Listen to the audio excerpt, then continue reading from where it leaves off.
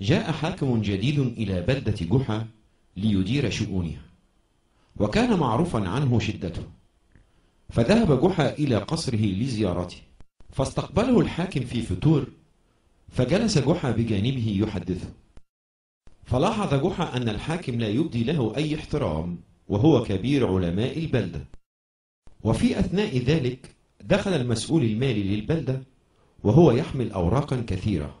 لقد جئتك يا مولاي بحساب أموال البلدة وما تحت يدي منها، وكلها مكتوبة هنا. ولما نظر الحاكم في الأوراق غضب واتهم الرجل بالاختلاس والتزوير، ومزق كل الأوراق. ابتلع هذه الأوراق وإلا كان عقابك أشد. ستتولى أنت الشؤون المالية. أرجو من مولاي أن يعفيني من هذه المهمة الشاقة. ألست أنت كبير علماء البلدة؟